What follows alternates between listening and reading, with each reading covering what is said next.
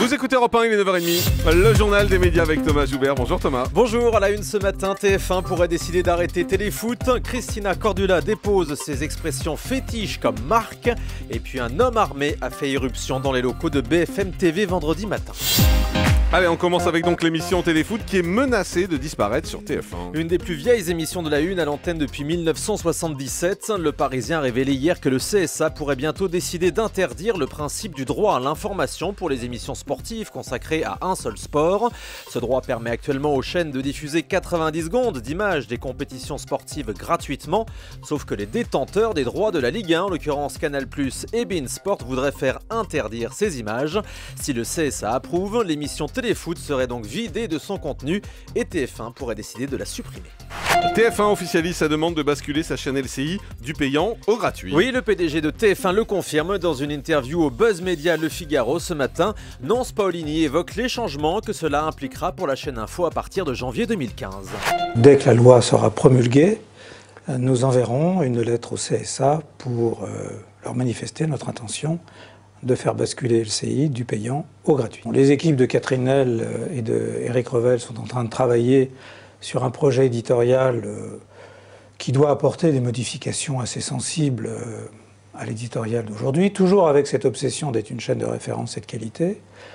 Donc voilà, pour l'instant, les équipes travaillent sur un projet que j'espère novateur et qui sera sans doute aussi très digital. Donc il faut attendre un peu. On va présenter ce dossier dès que le CSA nous aura répondu.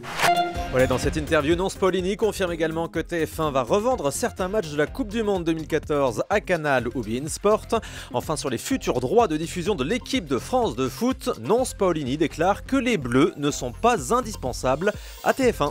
Christina Cordula a déposé ses expressions fétiches en tant que marque. Son célèbre magnifique et ma chérie qu'elle emploie tout le temps dans ses émissions. Ces deux expressions ont été déposées à l'Institut national de la propriété industrielle par Christina Cordula.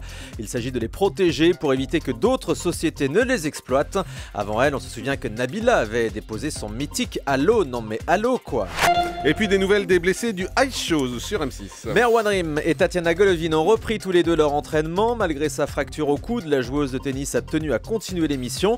Enfin, ce week-end, le Tube, le magazine média de Canal+, annonçait que Norbert Tarrer serait tombé KO lors d'un entraînement et que sa participation serait compromise.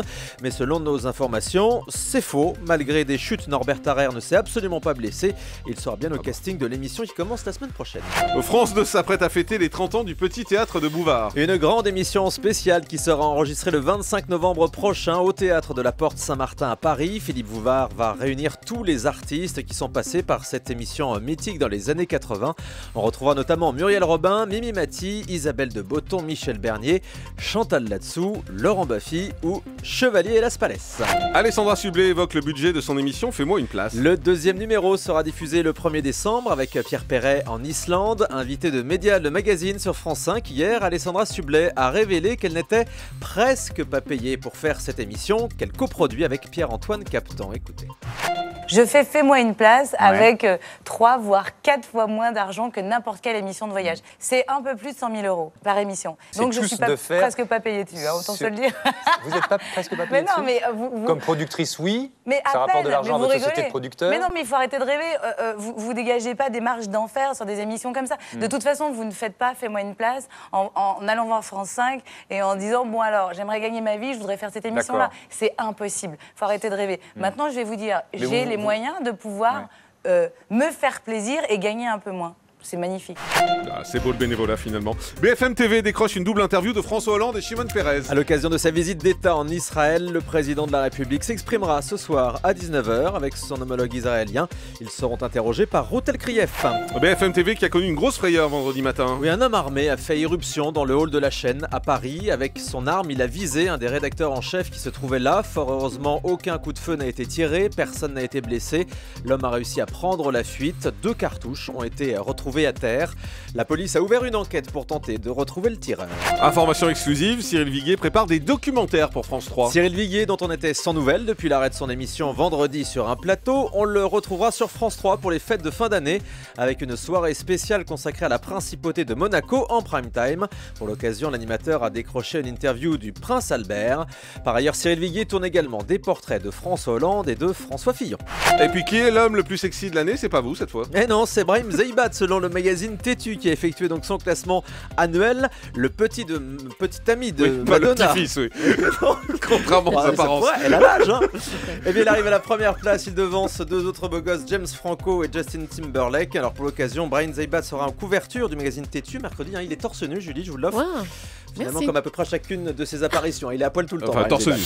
Et c'était bien vous l'an dernier, hein? Ouais, non, moi c'était les mecs sexy de la télé. Oui. Là, Ah, c'est C'était l'an dernier ou il y a 2 ans? L'an dernier. Ah, vous avez morflé en an. Hein. Oh, on termine avec le chiffre du jour. Il a rajeuni, il est beau comme tout. Oui, il s'est rasé la barbe en plus. Le chiffre Ça du lui va jour, mieux. ouais, c'est pour essayer de faire la compétition avec Brahim Zeibat. C'est ça. pas gagné. Europe1.fr pour voir la tête C'est ça. de Thomas sans barbe. 8 ans, le chiffre du jour. La chaîne Gulli fête aujourd'hui ses 8 ans. Une grande fille, hein, Gulli, à l'occasion de cet anniversaire. Des programmes spéciaux donc toute cette semaine, notamment une spéciale du jeu In the Boîte ce soir à 19h.